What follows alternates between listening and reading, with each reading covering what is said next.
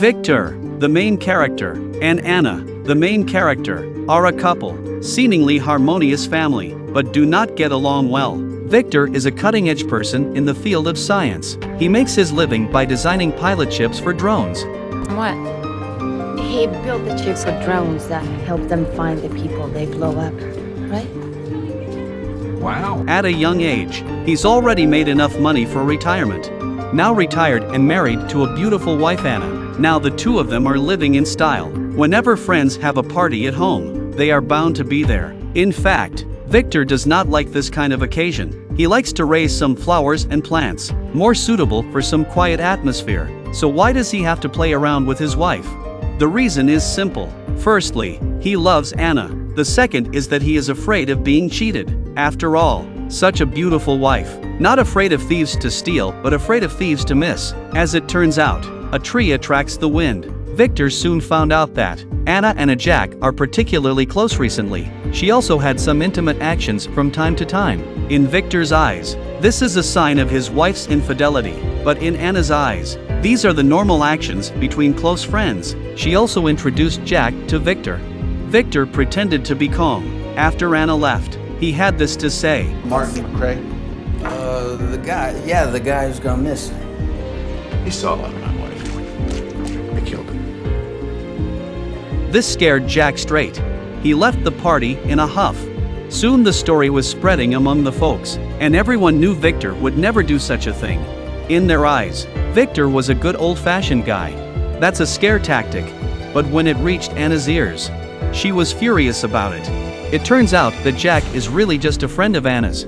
The invitation to the party was a final goodbye, because soon he will be leaving to find another job in another country. This misunderstanding makes Victor ashamed. He also realized his narrow-mindedness, the embarrassment he had caused his wife. So he made a promise. From now on, no matter what Anna's contact with the opposite sex, he would never ask about it again. In order to show his sincerity, he also invited Jack to his home. He took the initiative to apologize. I thought the matter would be settled. What Victor never expected was the words used to coax his wife to say out, but Anna believed in it. Soon after, he received a call from his bank, saying that Anna had an unpaid check for $3,000. This made Victor wonder. He then asked who the payment was made to.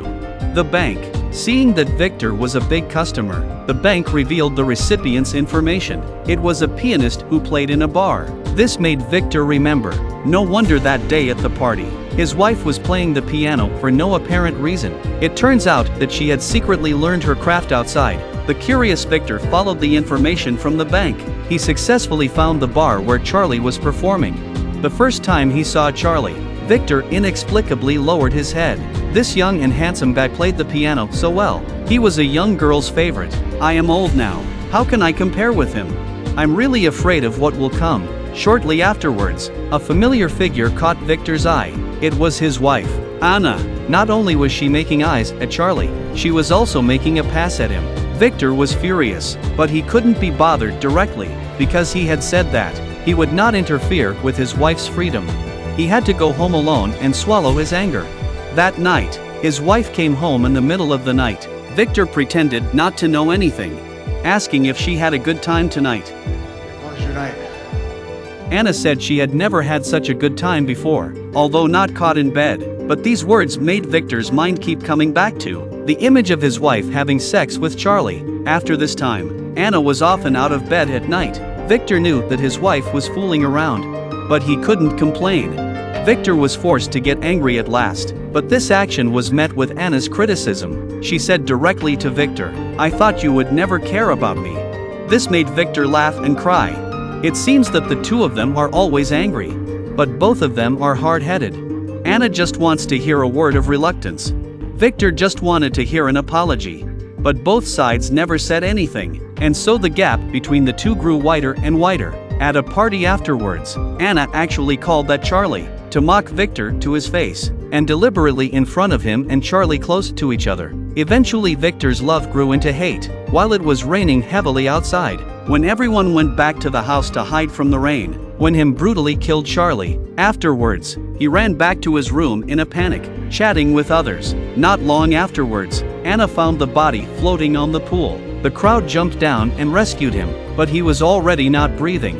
The police came to investigate afterwards. Anna insisted that Victor killed Charlie. I'm not fucking upset! You fucking killed him! But Anna was in a drunken state. The confession did not gain the confidence of the police. Here's the good news for Victor. Because the body was submerged in water, so the police cannot determine the exact time of death.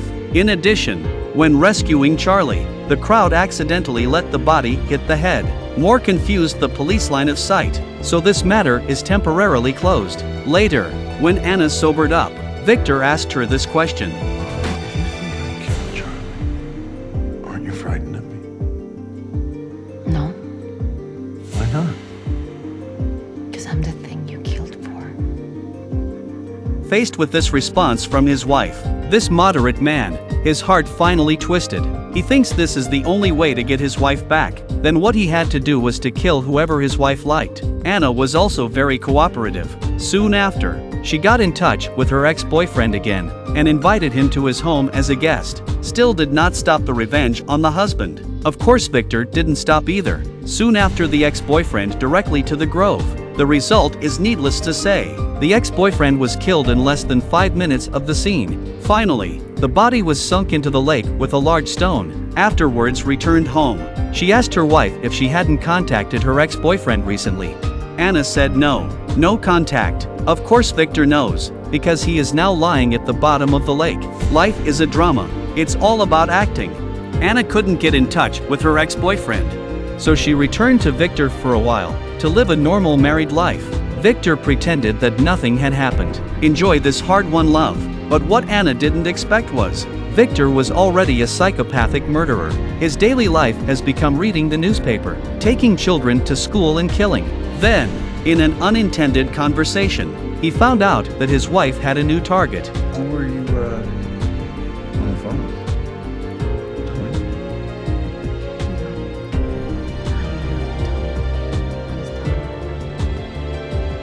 Unlike before, this time he didn't find out that his wife was having an intimate affair with him. He just made a phone call and he got killed. Then Victor took Dawn to the woods. He brutally hurt him again. Finally, the scene was disguised as a car accident. And then his wife, Anna. She found her ex-boyfriend's wallet in Victor's flower room. But this time she didn't choose to call the police. Instead, she burned the only evidence. She reunites with Victor. Looking at her bruised and twisted husband, Anna smiles with satisfaction. It seems that the test of her love for Victor is over. It's not so much that she likes psychopathic killers. She likes this paranoid love.